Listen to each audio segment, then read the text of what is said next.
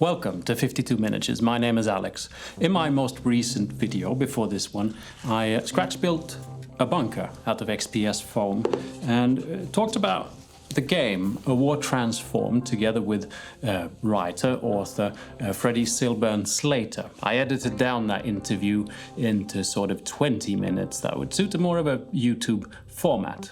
I did, however, ask if any of you were interested in hearing the long version of that interview, and many of you were, and so this is me presenting the long interview with Freddy Silburn-Slater about A War Transformed.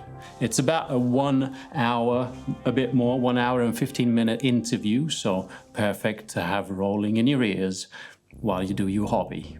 I hope you enjoy it.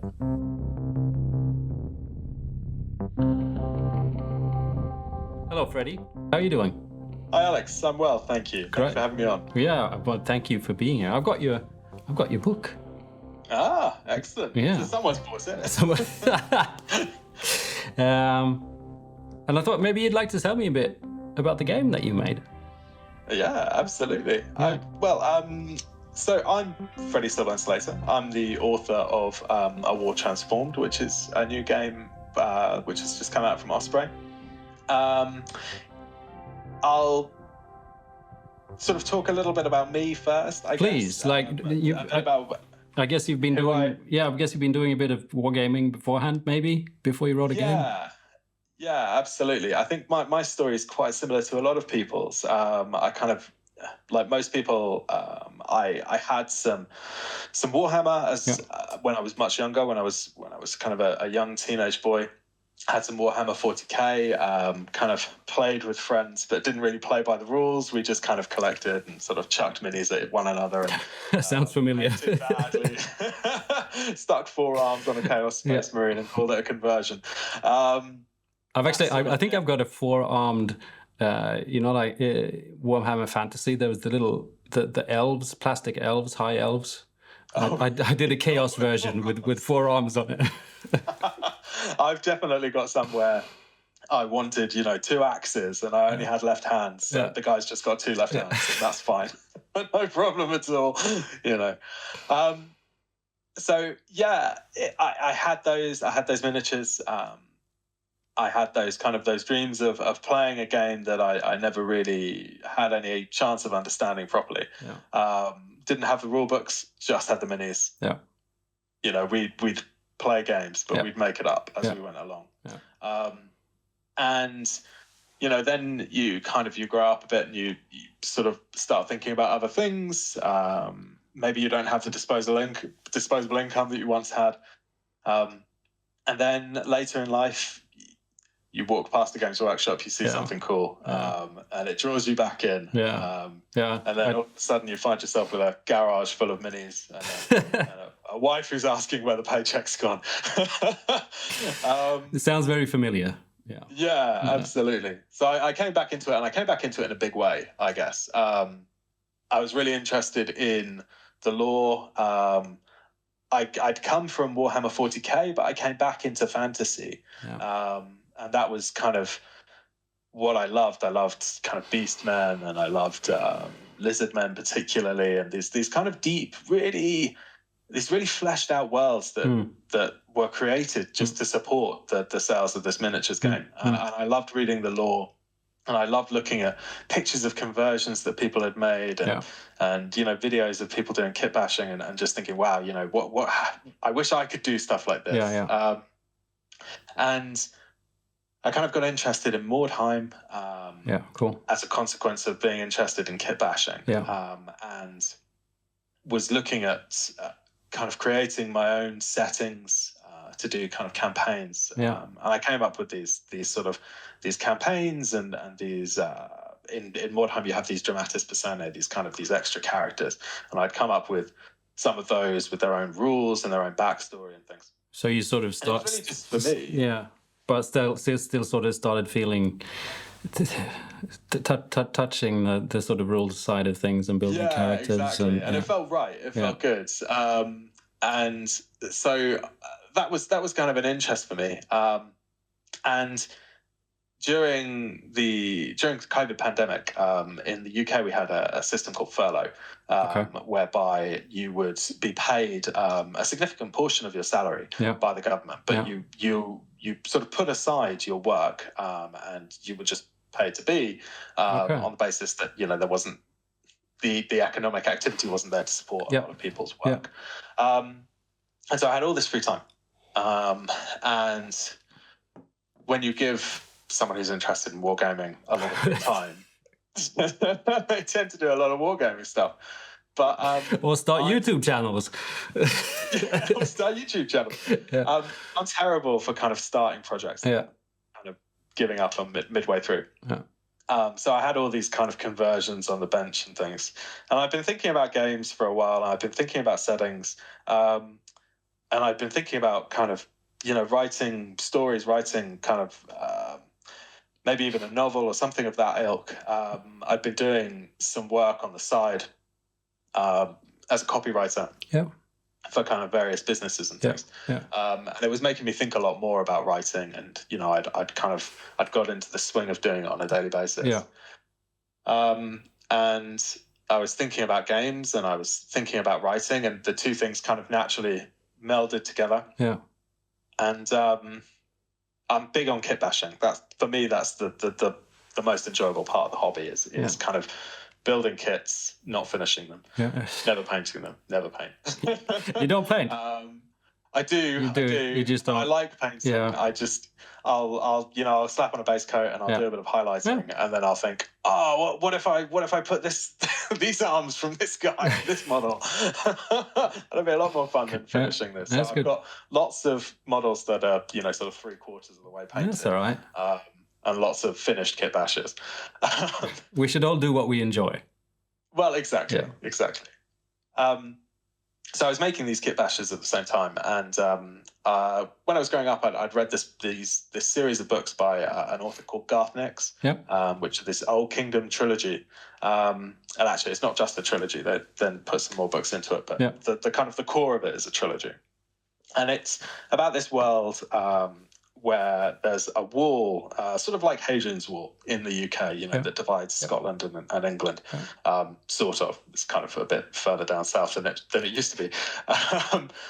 And on one side of the wall, you've got this magical kingdom, that's inhabited by necromancers and fell creatures of magic and armies of the living dead and all of this stuff. And on the other side, you have this Edwardian analogue. And there's a military, with bolt-action rifles and machine guns. And they've built on their side of the wall defences of barbed wire and trenches and revetments and parapets and all of these things, all very First World War stuff. It's all very evocative. And everyone's in khaki and pooties and and it was that kind of juxtaposition between these two worlds, this fantasy world, this quite dark for a children's book, medieval fantasy world, and this, England in 1917, 1918 kind of, end of empire, Edwardian country. And it was this interesting interplay between the two things. And I was doing some kit bashing just related to that, just inspired by it. Again, just for my own, my own enjoyment, fun, my own personal use. And that kind of became the nexus around which the rest of the game formed, was these models that I'd made that were based on kind of Perry Miniatures, Sudan, British forces, painted khaki with pooties and little pouches and all of this stuff. And then I'd sculpted some chainmail over the top, and I'd put nasal bars on the tin lids that they had, which I'd got from Gripping Beast or something like that. They have their Woodbine range, which has got lots of World War I stuff in it. And it just became this really cool look, and it made me think about things that I'd studied at university. I did my degree in art history, and then I went on to it's an odd thing for wargamers. There's a lot of wargamers with art history backgrounds, cool. But there's some overlap potentially. And I'd gone on to do my master's degree in in the same subject, and I studied war memorials, First World War memorials. Yeah. And a lot of the things that I was looking at had these very medieval sort of aesthetics to them. You'd have kind of knights in shining armor. I guess especially in a memorial, it'd be very symbolic and, Yeah, absolutely. 100%. You've got lots of kind of like St. George's and stuff will be on there. Yeah. And sometimes they'll be carrying, like a modern bayonet, or they'll have a modern helmet, but they'll still be in armor. Yeah. And there's something really cool about the way that looks in my mind. Yeah. And from having that kind of appreciation of the culture of the time, there was a lot of sort of people thinking about magic, a lot of people thinking about the past, a lot of people thinking about the inheritance of Europeans to the kind of primitive cultures that had come before. Yeah. The Celts, the Gauls, the Greeks, even like classical stuff, it all kind of comes in at the same time. People were looking backwards. Yeah, definitely. At that point. Yeah. Partly, I think, because of the trauma of what had just happened. Yeah. It was easier to look back to a distant past, even if it was an imagined distant past. Yeah, there was a lot of that in here in Sweden as well, like a lot of Viking, stuff. Yeah, a lot of runes. A lot of runes and, a lot of folklore paintings. Yeah, houses with, sort of dragons on the, cool. that kind of stuff. And then you've got the famous ring opera from Germany kind of pushed everything. And you got the Valkyries and, it all kind of, Absolutely. It all blends into one, I think. And, and I was thinking about all of this stuff and it all just sort of coalesced into this idea for this game, this horror game set in World War I that took in a lot of these facets of culture, that took in this aesthetic of this kind of blend of medieval and modern, or modern for the time stuff. But the final piece of the puzzle for the identity was my connection with folk horror, which is this genre of literature and films which looks at kind of rural living, looks at rural life, looks at rural places, and sort of thinks, what could be lurking beneath the surface. Yeah. And invariably, in every quaint English village, there's a coven of witches. Of course, looking for virgins to sacrifice. Yeah. But I grew up in rural England, and all of that stuff is kind of in the background. The village that I grew up in, we did wassails in the winter, which is this thing where you go around and you bless the apple trees, and it's all torchlights and singing, and it's very Wicker Man. Yeah. And going to school, we did kind of maypole dancing and stuff. I don't know if you have anything similar. Well, we've got Midsummer. Oh yeah, sure. So it's sort of dancing around a midsummer pole thing. Oh, same thing. Yeah, right. Same thing. Cool. And you sort of make knots with it as you kind of interweave. Kind of, yeah.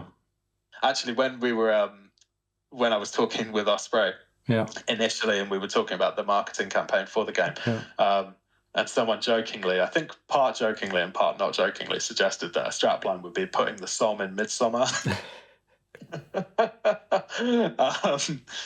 Which didn't make it past the drawing board, unfortunately. But I thought it was a good one. Yeah, it'll be what do you call it? The next when it's not the supplement, midsummer supplement. Yeah, I'm thinking sort of solstice 1918 or something. That'd be quite cool. Yeah.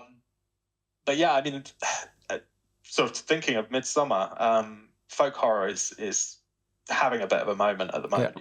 Yeah. You've got films like Midsummer, which came out fairly recently and obviously had a big effect. Lots of people saw that, and lots of people kind of introduced to the genre for the first time. Yeah. But if you're at all interested in the idea of folk horror, you want to look at the kind of things that are there. The Wicker Man, the Blood on Satan's Claw, the Witchfinder General. These are the sort of the unholy trinity, as they're called. Yeah. But I came to folk horror in quite a roundabout way. My wife is obsessed with horror. I'm not, especially. I'm not a big horror fan. Yeah. I find a lot of the time it's quite predictable. It is. But I can't. I'm so easily scared. I can't. It doesn't. You know, I'm the kind of guy who just sort of hides behind the couch, and you know, just yeah. Yeah, I like to think that's not me, but it probably is more often than not as well. You know, and it's just my bravado that tells me that I don't like it because it's predictable. But really, I'm just, you know, sort of, oh, no. But I kind of came through it through my love of English folk music, and particularly some of the newer stuff that's coming out that's been inspired by that folk tradition. Yeah. You've got bands like Green Lung, who are this really cool, like, kind of metal band who do songs that are inspired by folklore and folk horror. And you've got Lancome and things like that. You know, you've got lots of musicians that are working in that space, and they're looking at these really creepy old stories. Yeah.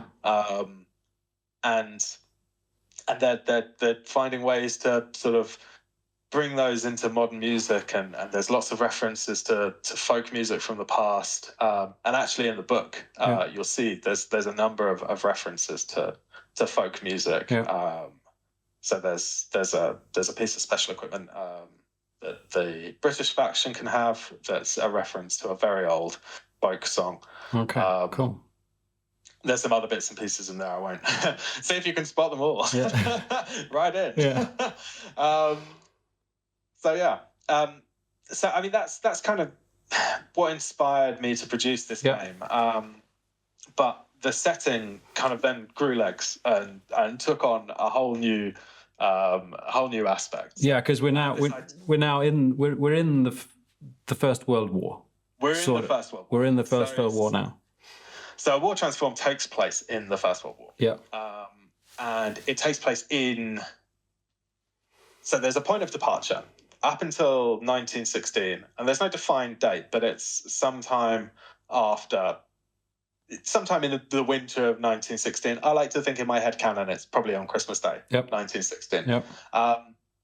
And this unforeseen catastrophe, this huge asteroid collides with the moon. Yeah. Knocks it out of its orbit, blows a huge chunk off it, totally affects the effect that the moon has on the tides, and on the earth beneath. Yeah. And this happens in the midst of the war. Yeah. And obviously there's a bit of a hiatus, right? Everyone takes stock. Everyone thinks, maybe we've got bigger things to worry about. Yeah.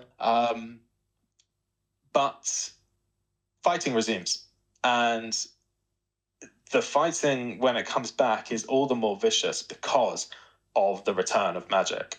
Exactly, because magic happens. Because magic happened. Yeah. Because a wizard did it. Yeah. So there's always been a connection between the moon and witchcraft in folklore. Yeah. And in the kind of the modern pagan movement, which has its roots in the early part of the 20th century, 1910s and 1920s. You have this idea of this lunar goddess, which has existed throughout history, but kind of, under different guises and under different names. And the partial destruction of the moon, the wounding of the moon, drives the kind of, pulls the spiritual world to the surface. It rends the veil between the physical and the spiritual reality. Yeah. So it's kind of like a wall just sort of falls down. Yeah. Yeah. Exactly. And that damage done also kind of drives everything that's on the other side of that veil to a bit of madness, perhaps. It's kind of, so man has always made compacts with spiritual beings to ensure fertility, ensure growth of crops, ensure good harvest. Yeah. And that's essential. Healthy children, and exactly. Yeah. Exactly. And that's the central core tenet of folk horror. You know, you can see it in the earliest folk horror works, things like The Wicker Man. You know, the policeman that they burn alive in The Wicker Man. Yeah. Sorry for spoilers. Spoilers. Spoiler alert. It's like a 50-year-old film, so you know you should have seen it. Yeah. The policeman that they burn in The Wicker Man, they do it to ensure that the crops will grow. Yeah. And that kind of carries across into modern folk horror as well. Even things like Children of the Corn is a folk horror, effectively. And so those compacts that man had with the natural world before the advent of modernity are kind of revisited with the wounding of the moon and the return of magic to the world. So you do things like sacrifice and... Exactly. So sacrifice, blood sacrifice particularly, is a kind of a central theme of the game. And the idea is that, you know, when these agreements that people have with gods, spirits, nature beings beyond the veil of reality, when they revisit those contracts, the terms have changed. You know, like the demands are much greater. And so the continuation of the war is necessary to maintain fertility, effectively, of the world. Nothing will grow without bloodshed, and the best way to maintain that bloodshed is through the continuation of the war. So not only is the world changed and the gods are back, it's also changed. The world's changed to the fact that nothing grows. Unless you please the gods. It's more that like kind of growth is sort of because the natural world has sort of been kicked into overdrive again. And so nothing that like human beings plant will grow without the intercession of the gods. So, you know, in order to maintain, you know, so forests and thickets and wild places, they're coming back, you know, with a vengeance. But farmland and fields and all the things that we need to maintain our civilization are failing. Either because the wild places are sort of coming back and pushing them out. Or because the gods have sort of decreed that this stuff won't happen without the sacrifice. And so the war is continued, but on new terms. And the introduction of magic has an immediate effect on the way that the war is fought, because you have these people who have magical abilities, magic powers. Effectively, they can affect sort of spells, you know, to use a common term. They're called rituals in the game, but they can do magic. They can make magic happen. Wizards and witches, basically. Exactly. I think exclusively we use the term witch in the game, both for male and female witches. And in lore, there's female witches and there's male witches, and they both serve on the front. It's more about, you know, what capability you have than your gender. But in addition to the magic they can weave, they can summon these creatures from the other side. And these are creatures from folklore, creatures that exist beyond the veil between our realities. And so they can be as familiar as you want. The way that they're written in the book is very light touch. There's kind of archetypes, which are drawn from folklore, but are very open to interpretation, I would say. If it's sort of like something you could find in a lot of cultures, kind of a thing. There's always beautiful women that turn into beasts, and there's always people. Exactly. So that could be a will-o'-the-wisp. You know, it could be you know, sort of a disembodied voice or a light in the fog. Or it could be a full-blown siren kind of rising out of the waters with clamshells for bikini sort of thing. You know, it's up to you. It's completely your choice. And the rules are written, and the fluff is written kind of with enough wiggle room for you to be able to fit a lot of stuff in. But I'm not very prescriptive when it comes to writing war games. If people want to make new stuff, if people want to come up with different rules and things, for, you know, it's their game. Like, do what you want to do with it. Do what you want to do with the setting. That's what I want to see. You know, I love when I go on the internet and I see conversions that people have made, or when I see the the ideas that people come up with, it's thrilling to me. It's actually, I mean, it's pretty fun, because I imagine, as you said, a lot of, if we put sort of uniforms and stuff like that aside, if we just look at the folklore, there's probably a lot of things, if you're from Europe, most likely, Sure. but different cultures that have very sort of probably similar archetype, spirits and stuff like that.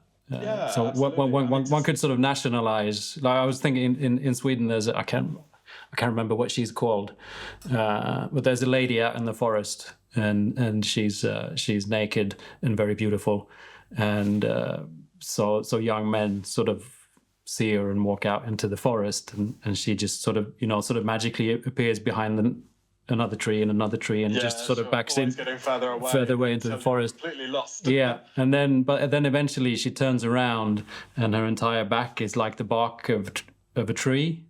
Oh wow! Okay. And when you see that, then you're in her thrall, and she can do whatever she wants with you.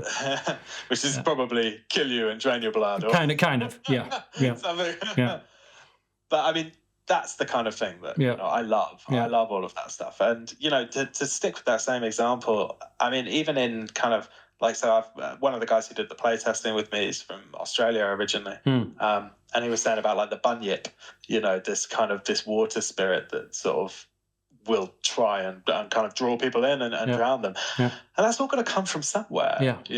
Like, so anyway, so that's kind of the return of magic. Alongside that, there's a physical change to the Earth. Yes. Because of the moon, which is that the seas have changed. Yeah. And I didn't want to get too bogged down in the science of why that happens. I suspect that if you ask a geologist, they'd say no. But it was a convenient crutch for me. And so one thing that I think has always stood in the way of the popularity of First World War games, because the period is so evocative, right? Yeah. You've got all this amazing looking equipment. Yeah. You've got the last hurrah for colourful uniforms. I mean, you look at what the French went to war in 1914. It looks, it's basically Napoleonic gear. And they're not the only ones. The Belgians had some interesting hats. Yeah.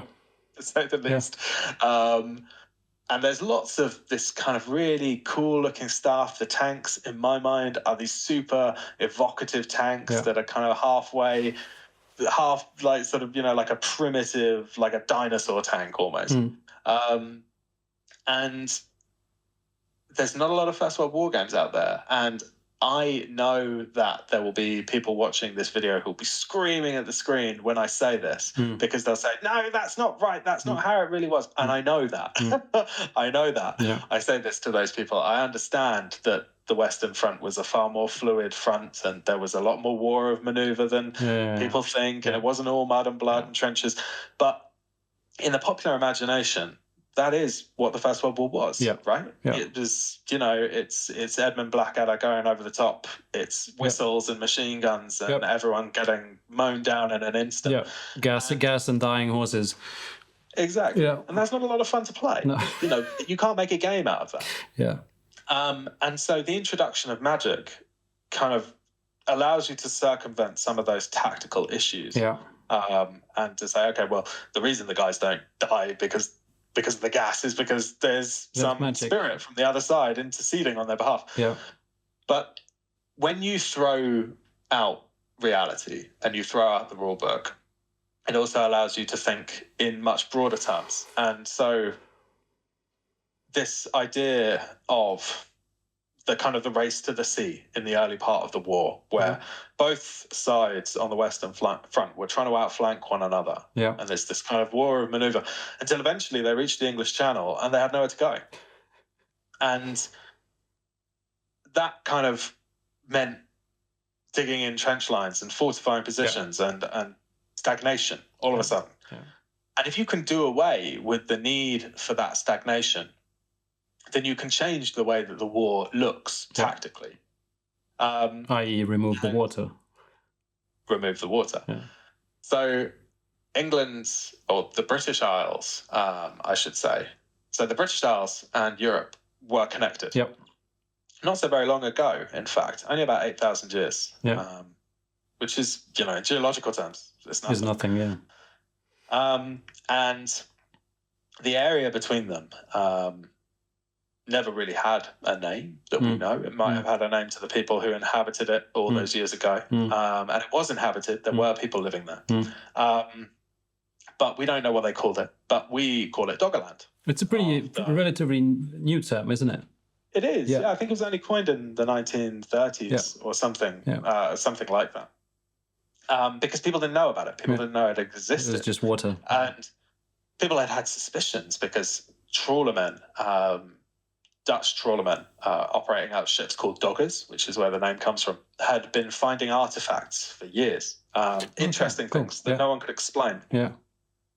Elephant tusks, spear points, fragments of human skull. And there were all kinds of explanations that were floating around, but none of them were compelling to modern ears, until someone proposed that at some point in history, this area, this land, had become flooded. Yeah. And that is, in fact, what happened.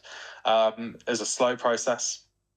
And then at the end, about 8,000 years ago, there was a sort of a landslip off a place called Storegga in Norway. Yeah. And it caused this kind of tsunami, which eventually just engulfed whatever was left. Although at the point that the Storegga landslip happened, it might have just been a few kind of isolated islands with some low-lying bits between them. We don't know. But whatever, there was land there, and then there wasn't. Yeah. And the kind of the finality and the speed with which that all happened is sort of suggestive that it could happen again really quickly in reverse. And what would that do to the world, particularly at a time when, England, Germany, alongside other belligerent nations, but England and Germany are at war with one another. If there was no sea between them, how does that change the dynamic? Yeah. And part of the reason that the Entente was so successful is because the Royal Navy could blockade German ports and stop the flow of supplies coming in. Well, if you take the Royal Navy out of the equation, then the disparity between the industrial output of Germany and the industrial output of the UK and France combined at the time was lower, I believe. Yeah. So suddenly everything becomes on a much more even footing. Yeah. And even footings are much more interesting for wargamers because, asymmetric contest is really good because it kind of gives, different tactical options. But the last thing you want is a foregone conclusion. Yeah. And so the introduction of magic kind of changes so much. Yeah. I guess as well, like, so you've got, You've got a First World War. You've got a catastrophe that changes the face of the earth, and you get magic. But it also lends the game, like that combination also lends the game, I guess, new environments to play in. Like you mentioned, forests start growing. There's all of a sudden there's a seabed. All these new environments that are fun to play a game in. Like it becomes a fantasy environment. But with that's a really good point. With a First World War twist. It's like you transport it into another dimension, kind of a thing. Yeah. And so in my mind, you have these overgrown trench lines that are kind of like covered in greenery and choked with vegetation. Yeah. Or you've got kind of, you can play a skirmish in a mammoth graveyard on what used to be the seabed. Yeah. Like it's, as you say, it's kind of injecting fantasy into reality. Yeah. And that gives you some really fun options. And that kind of sense of a different world then bleeds into the factions in the game. Yeah. And so once you've kind of divorced yourself from reality, you can start introducing some new stuff. Yeah, because I mean, this is the fun. This is what I, enjoy so much is the like there's I guess you'd call them classical factions, which is basically countries. The usual suspects. Yeah, and like in the book, there's France, Germany, British, Russia, but each of those have, you've got your classical army men, Sure. but you've also got weird magical units. But then you've got some factions that are completely weird, or the Free Corps is at least completely weird. Maybe you could, did you have a plan, or did it just happen? Could you talk a bit more about the factions, maybe? Yeah, absolutely. I think the Freikorps are an interesting one. So there were these real organizations in the aftermath of the First World War. Yeah. You had a lot of German servicemen who returned from the front, who were traumatized, broken, something had snapped in them, but they were also very proficient at fighting. Yeah. And they'd been trained, for a long time to do that, and they'd been very effective at it. Yeah. And some of those men threw their lot in on the left of the political debate, the far left, and some of them threw their lot in on the far right of the political debate. Yeah. And the Freikorps are representative of the guys who threw their lot in on the far right. So they kind of represent that blood and soil ethos that predominated in Germany and in the aftermath of the First World War, and that eventually morphed into the kind of the horror of Nazism. Yeah. But this all kind of takes place a bit before that. And your version turns into more magic than Nazis. It's a kind of a fully embracing the pagan past of Germany, and it's this kind of faction. So the first Freikorps, the Freikorps weren't going to be in the game. There was no idea of Freikorps initially. Yeah. And then you started kit bashing, and you realized. I started kit bashing, and I had this. So Victrix make this really cool set. These Gallic fanatics, right? And they're these naked warriors. Yeah. All they're wearing is a belt, and they also make a set of ancient Germanic warriors that are in kind of like loincloths and furs and things. Yeah. It's not kind of Conan the Barbarian, but it's it's guys not wearing an awful lot. Yeah. And coincidentally, their neck joints fit really nicely with a Wargames Atlantic German head. And when you put a gas mask on one of these guys, a gas mask and a style helm, I don't know, is there something magic? It's just magic. It just looks great. And you can kind of picture the Freikorps as part berserker, kind of cosplay Vikings, part ancient Germanic psycho-cultists, part far-right ideological nutters. They've gone off the deep end, right? And they've fully embraced this world that they now live in. And then they get even weirder. They get turned into sort of tree men almost kind of things. Absolutely. You've got all kind of like even more magical transformations in them. Yeah, definitely. So the Freikorps were my opportunity to kind of think really imaginatively about what this world could look like in terms of what units you'd have. I don't want to spoil too much for people who haven't read the book, but I'll talk about one unit, which is one of my favorite, which is the Baumkrieger. This warrior tree. There you go. And the Baumkrieger is from a sort of tactical standpoint, it's the Freikorps' kind of anti-tank armor analog, because they don't really have much access to vehicles.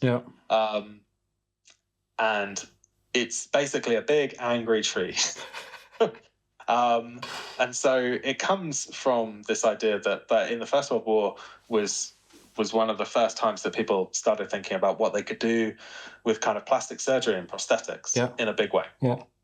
And I was thinking about that, and I was thinking about how I could kind of get this idea of the first plastic surgeries and things in.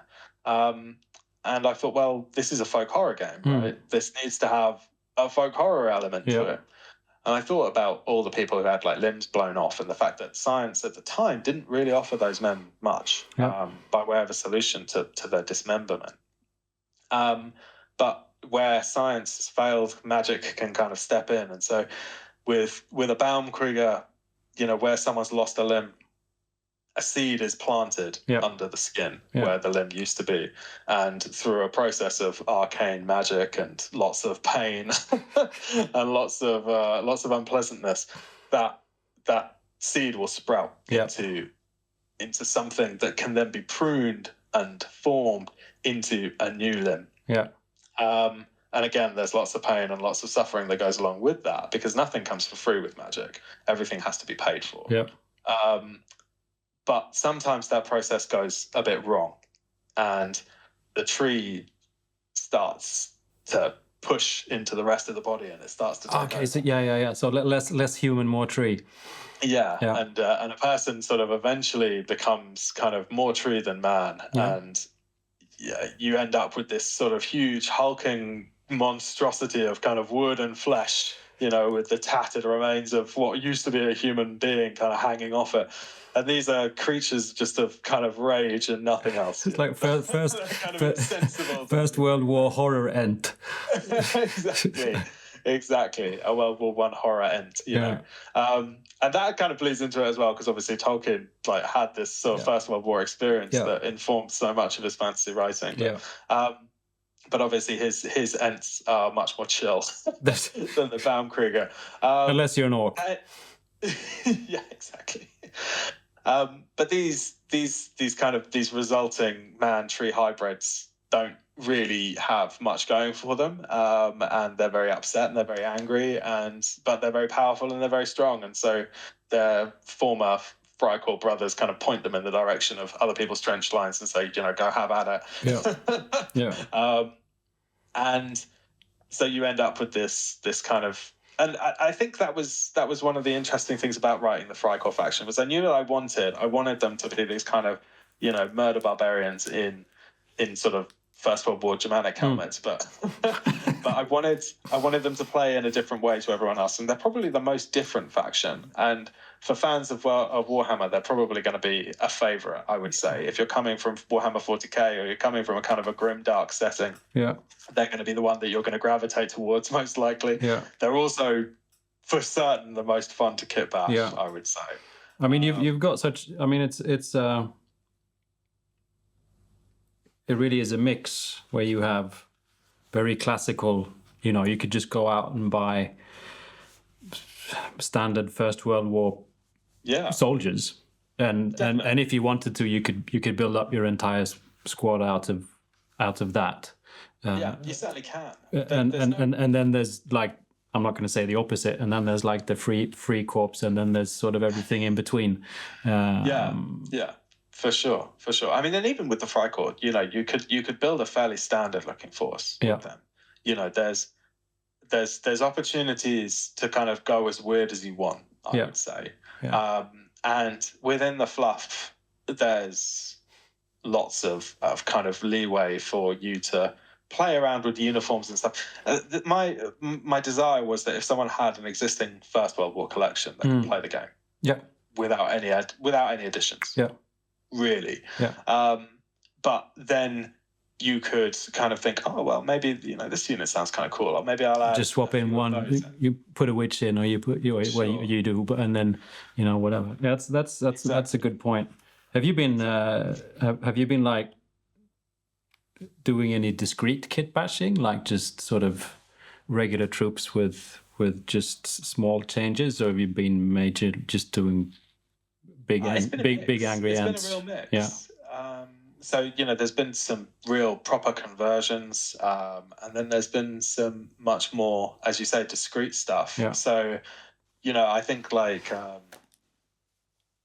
so one of the units in the game which is available to all factions is trench raiders. Yep. And they're armed with pistols and kind of close quarters weapons. Yeah. And most kind of First World War kits that you can get that are readily available on the market, they'll have kind of trench raiders ready to go, and they'll be, armed with a Grafton Spada or or like a trench club or something like that. Yeah. But when you're making plastics, you've got that versatility that's offered by the huge range of historical kits that are out there. So, for example, I'm building a force at the moment, which I'm hoping to take to Salute with me. It's a British force. Yeah. It's got some interesting bits and pieces in there. Yeah. And there's a lot of kind of, there's a lot of Imperial Roman stuff. Okay, yeah. So some gladii have made their way into the hands of trench raiders and things. And actually, I think that sometimes those are the most effective kit bashes, because you look at those units and you think, okay, well, this is a First World War soldier, right? Yeah. But then you glimpse something unusual about them. Yeah. And I think that's the kind of the more the character of A War Transformed than other games that are out there, is that a lot of games, First World War games, and there are more on the market now than there used to be a couple of years ago. Yeah. So many of them are really weird. Yeah. They're a setting where there aren't sort of normal soldiers. There aren't just guys with bolt action rifles and no kind of weirdness. Whereas in A War Transformed, there's a lot of that. There's a lot of guys for whom, not much has changed about the way that the war is fought. Yeah. But the interesting kit bashes are those which look at the opportunities afforded by that kind of storytelling, where everything's the same but different. Yeah. Not everything's gone completely insane. Yeah.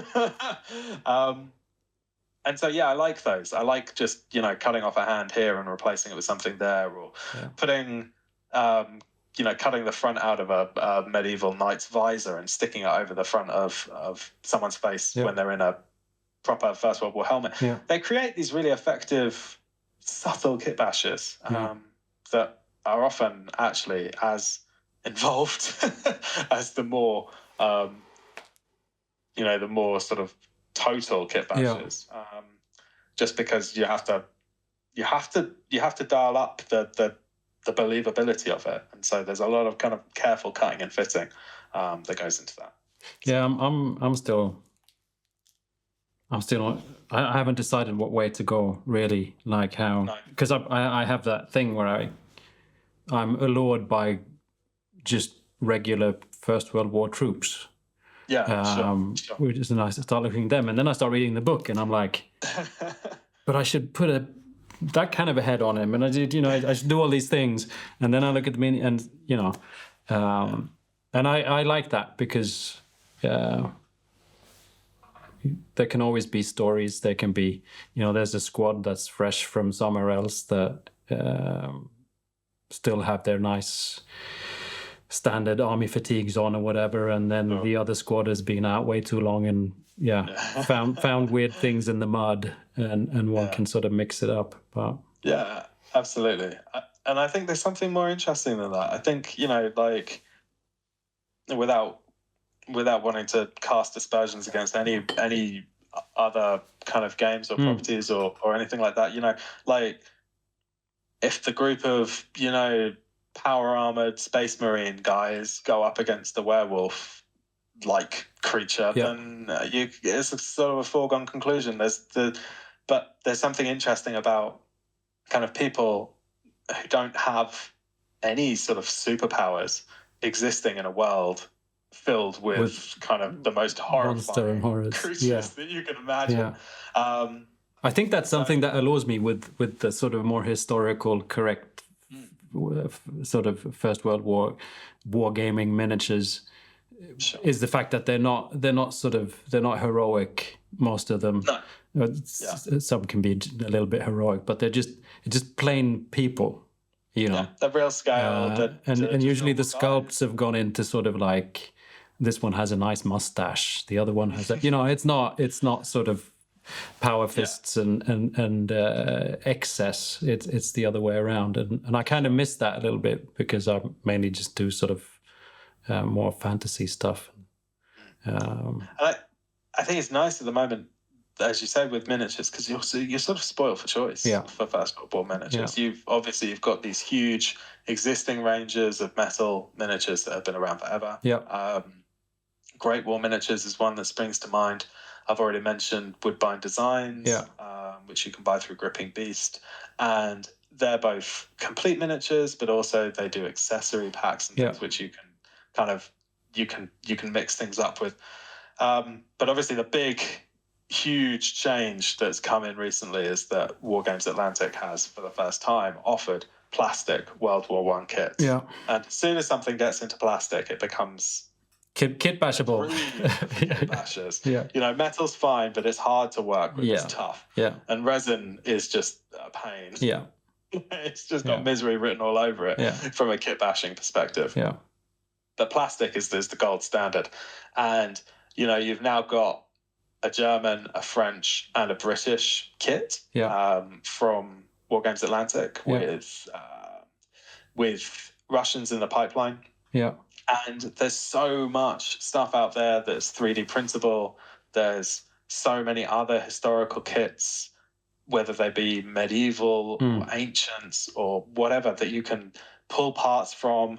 And, you know, as you say, like, you can make really effective kit bashers with kind of an accessory here or an accessory there. Yeah. And all of that sort of thing about the kind of the normalness of units in a War Transformed, or the normalness of some units, is part of the mechanics. So I wanted it to feel like a guy with a bolt action rifle on the battlefield can still make a difference. Yeah. And it's not a game for the faint-hearted. A lot of your men will die. Yeah. The casualty rates in the game of War Transformed are high, but that's a deliberate decision because it's reflective of, again, you know, our kind of popular vision of what the First World War looked like. Yeah. And, you know, you've got these effective units of men with modern equipment and tanks and things. Yeah. They're going up against creatures of magic and creatures of folklore, and neither one has a decided advantage over the other. Yeah. It's not like you can just say, okay, well, you know, that guy's got his murder ant over there and I'm just going to send my tank at it and I'm just going to run him over and, you know, whatever, who cares? You're just as likely to come out with a steaming pile of wreckage as you are to kind of end up with a little pile of splintered tree man. Yeah. So there was a desire to make sure that anything could kill anything. Yeah. That men with, you know, bolt action rifles or bayonets or early submachine guns could still, under the right circumstances, carry the day against, you know, whatever weird thing my imagination could come up with. Yeah. How big? It's like a mix between a skirmish and a war game. Yeah, it's a big skirmish. It's a big skirmish.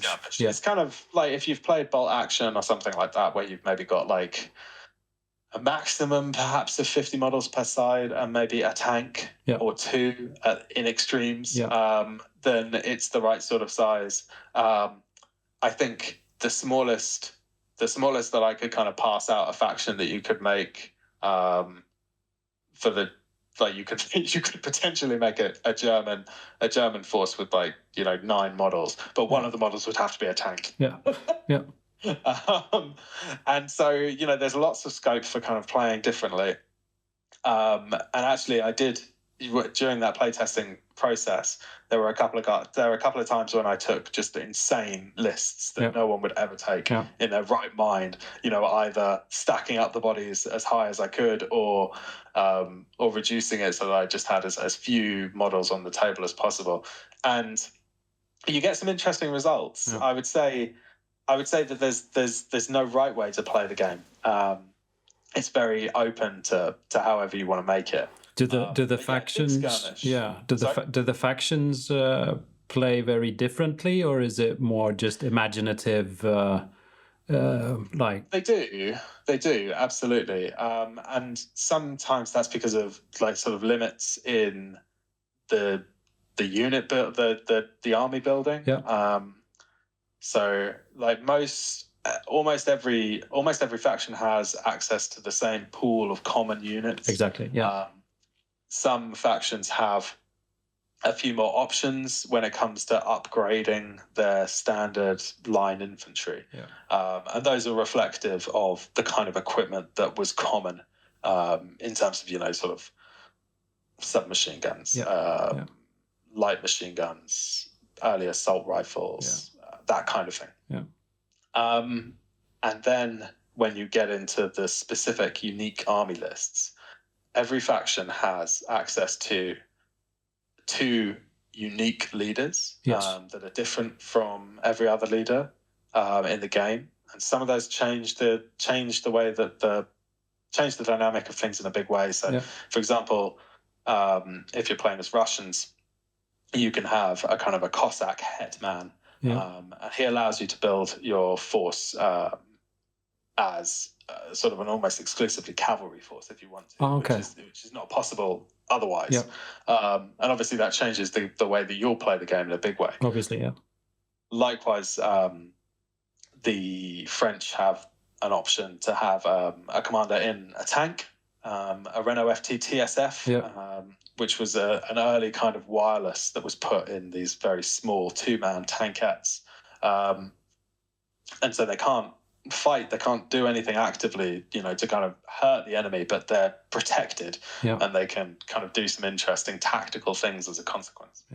And then every faction also has a unique set of units that only they can employ, and that's where things start to get interesting. And that's where you see, for one thing, the tanks, which are specific to different factions and are reflective of the kind of tanks that were used by the different factions in the First World War. And so critically, not every faction has access to tanks. Russians don't, because they didn't use them. Not every faction has access to good tanks. Not every faction has access to good tank.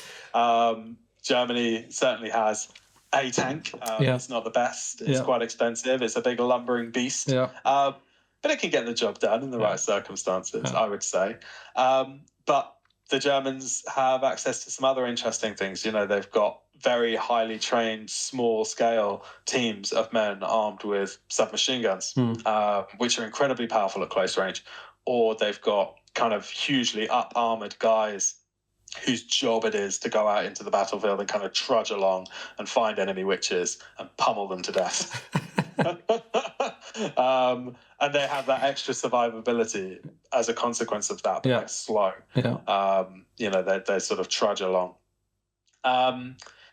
And all of that leads into a game that will kind of, as I say, you'll lose a lot of men. It's rewarding for people who are into sort of the role-playing elements of playing these sorts of games, because there's lots of opportunities for you to sort of do interesting stuff with your faction, with your guys that you've kind of thought out. Mechanically, how did you because to me, I'd never possibly be able to write a war game, because I never understand the rules, so I could never write them. but it's mentally, for me, that would be like a big step. Like, sure, you have a story and you that builds the game, but somewhere there's also mechanics and dice and stuff. Yeah, absolutely. Where did all of that come from? I mean, that takes time to coalesce, I would say. And what you start that process with a very clear idea of how things are going to go. And very quickly, you then test those ideas out and you find that they don't work. And then it's back to the drawing board. And I found that more often than not, the creative ideas that I had were informing the mechanics. And so I was starting with the setting and I was working back from there. And I was thinking, okay, well, this is a really cool idea. This is a really cool sort of way of looking at the world. The world of a war transformed. This is a great concept. Yeah. So to simplify it, to say like you added magic. Exactly. Yeah. Exactly. And so that magic system, initially I'd kind of come up with this idea that I wanted to base the magic system on the tarot, and I had this grand idea. So, like, for people who aren't familiar with the tarot deck, it's kind of the traditional set of cards that we know and love, with a slightly different naming convention on the suits. So rather than spades and diamonds and clubs and hearts, you have wands, pentacles, swords, and cups. Yep. Very similar. So you've got all your kind of 1 to 10, and then you've got your court cards. But then you've also got, on top of that, you've got this major arcana, which are the ones that people recognize. Yeah, the death and like death and the devil and things like that. Yeah. And they're the cool end of the tarot spectrum. Yeah. But all told, I think from memory, there's 76 cards in a tarot deck, or maybe 78. I can't quite recall the exact figure. I think it might be 78 on reflection. And my idea was to write 78 different spells. 78 different rituals, one for each of the tarot cards. And then there was going to be this kind of mechanic whereby you'd be dealt a hand. And it was all very, very complicated. And it all got stripped back from there. And then I thought, this is mad. You can't write 78 different, materially different rituals. That still is supposed to be sort of even balanced. Yeah. And it's a hell of it's a thing to balance 22, but it's quite another to balance 78. So that kind of idea fell by the wayside a little bit, and I decided to do the major arcana. But who's to say what the future holds? I'd love to take a stab at the minor arcana, as it's called. Did you have any inspiration from like other games you've played while writing rules, or was it I love those kind of deep, complex games where. So, like, I think back to like early editions of Warhammer 40k. And Warhammer Fantasy and stuff, and you had these like endless tables for kind of tabulating results and like kind of what would happen here, or like even things like Gorka Morka and stuff, where like there were rules for all sorts of the rules for maneuvering vehicles were these incredibly complicated sets of kind of steps that you needed to go through. I've always enjoyed those really complex, really tactically deep things where there's lots of options and there's lots to learn and there's lots to get your head around.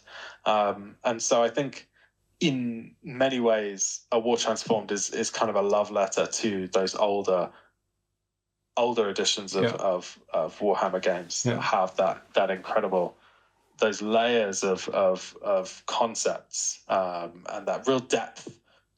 Would you say it's sort of a very complex game, or is it complex if you want to, kind of, or is it's complex if you want to? I can say that you can take a much more face-off view of it. And there's lots of stuff that gets bolted on as you go along, and you can choose to engage with that stuff or not.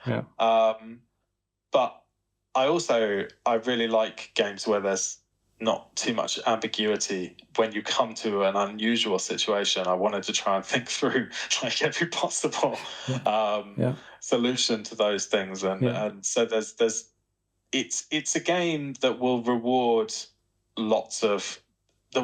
people playing it a lot or a little. I think because it's something that you can choose to engage with as much as you want, and I think that kind of the question that people will quite often ask about new war games is how long does it take to play? As though the gold standard is to be able to sort of like knock out a game of a war game in 45 minutes or something, But for me, the joy of a war game is kind of getting together with some friends and setting aside a portion of the day and just devoting yourself to it, Yeah. you know, and really Setting getting your up teeth and, into it. yeah, And yeah. you know, and when you move your horses, you make little clip-clop noises, or you go "Vroom" when you move the tank. Yeah. You know, that's me in a nutshell. That's what I do, and I get very heavily invested in the games that I play, and so I want the game to reflect that investment. Yeah.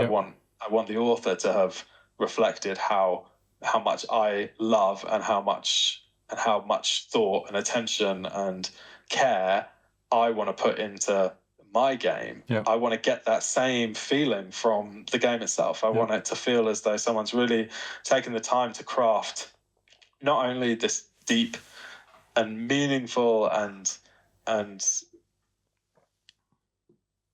rich set of mechanics, but also a world that goes along with that. Yeah. And so A War Transformed is predominantly a project in world building, but it's also a kind of a love letter to some of those older games. It doesn't come through in the mechanics because mechanically it's very different from Games Workshop games. Yeah. It's not the same system, and people who are familiar with those games will find that there are a number of differences, although there's not too many massive surprises. If you played lots of war games, you know you're not going to suddenly... Yeah, I mean, you're still rolling dice and you're moving miniatures and they're shooting at each other.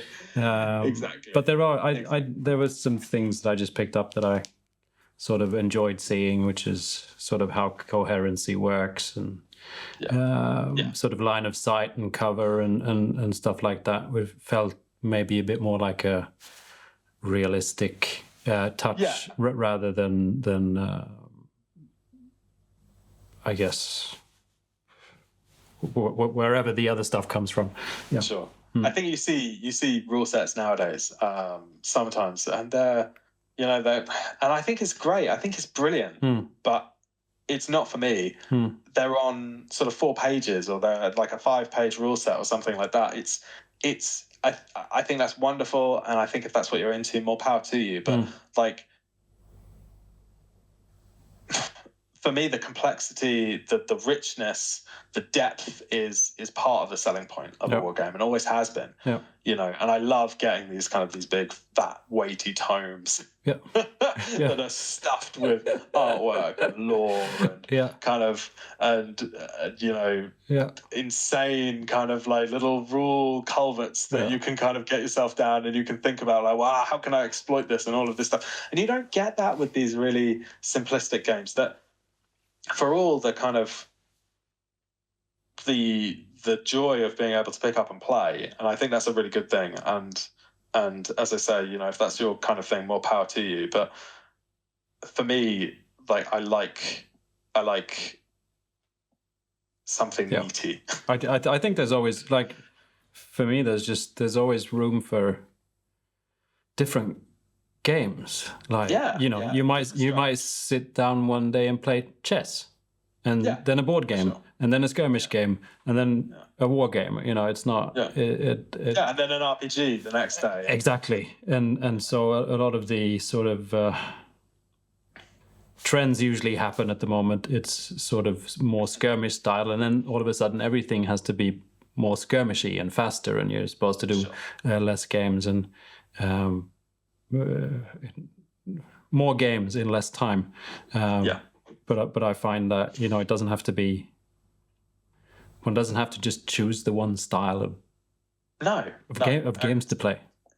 Yeah, and you know, if I've only got an evening, and you know, I know that I've got to be back home by a certain time or something like that, then obviously the fact that I could pick up and play a game that would last an hour, brilliant, fantastic. But if I've got the time to devote to it, you know, I've got a day set aside with some friends, or even a long evening. You know, most wargaming clubs are open till quite late. Yeah. Or if you spend like 6 months building a table for it.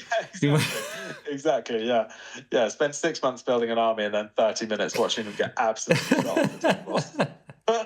The horror setting, that in a way for me almost, I don't know why. I think it's a sort of mix of Like there's the imagery in the book is rather cool, by the way. Yeah.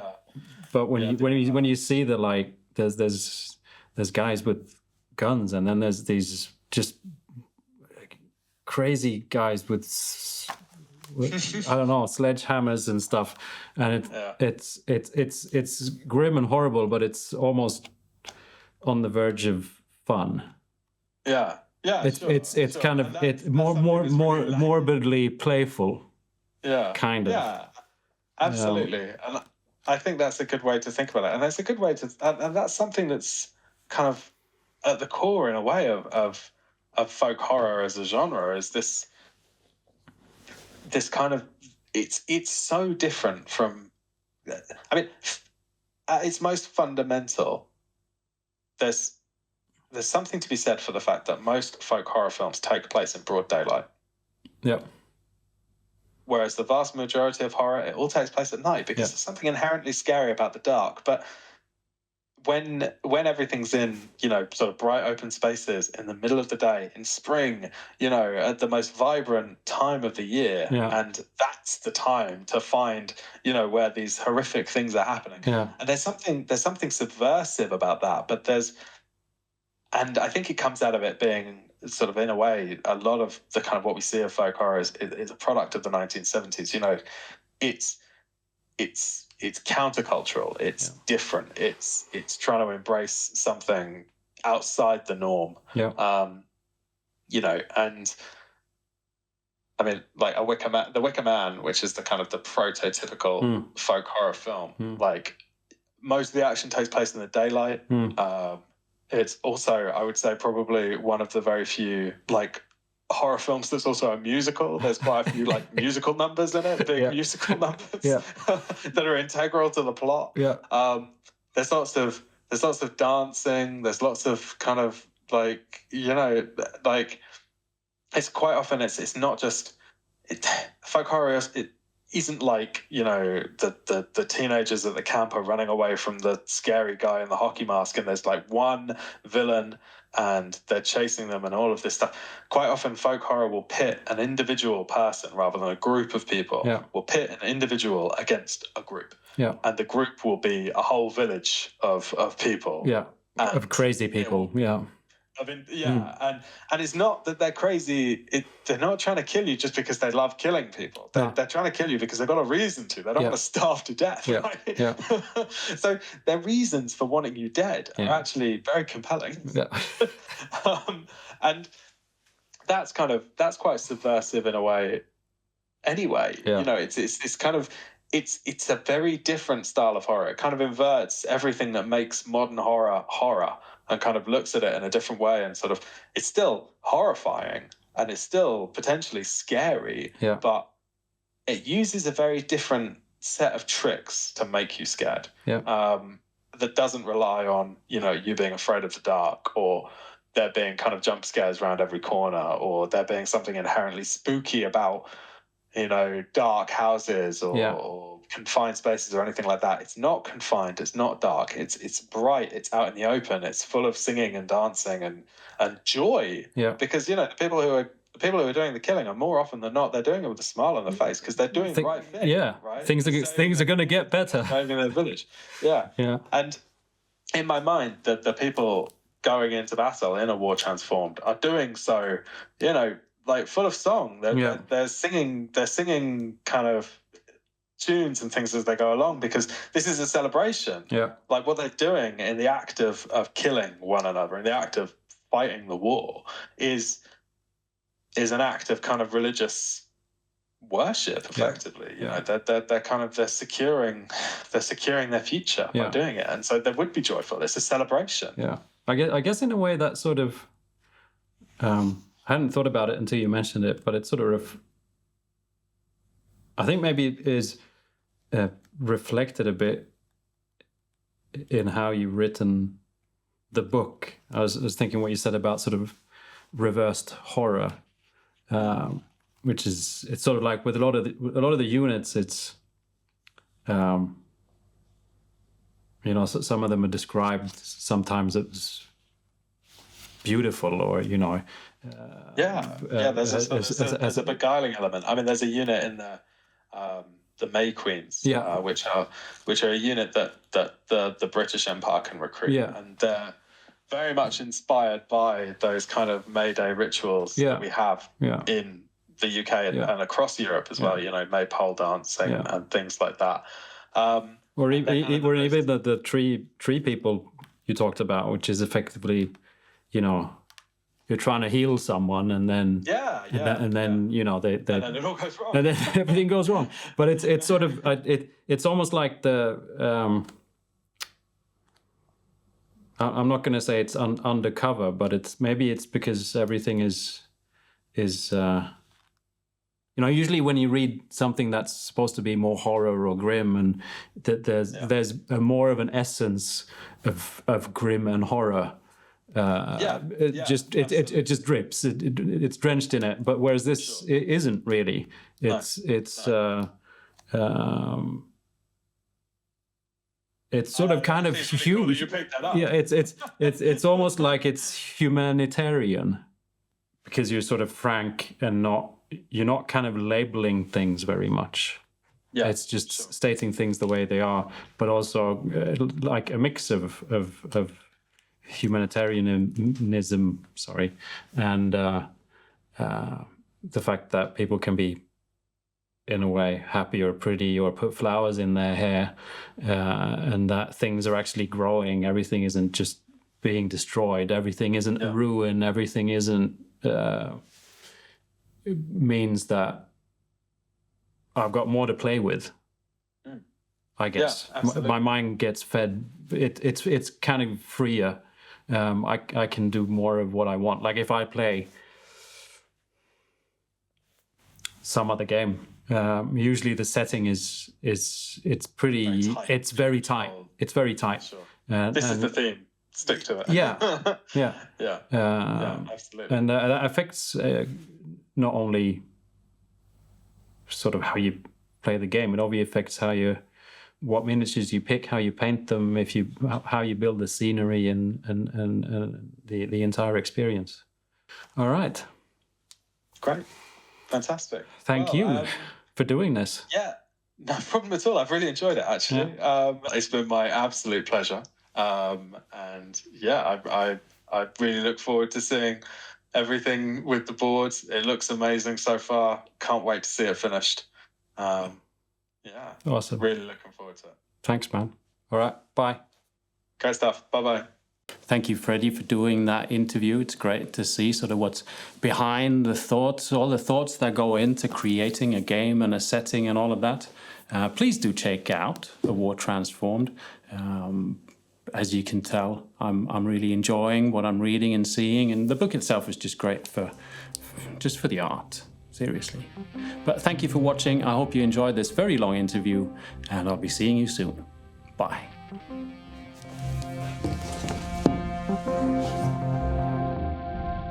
Thank you.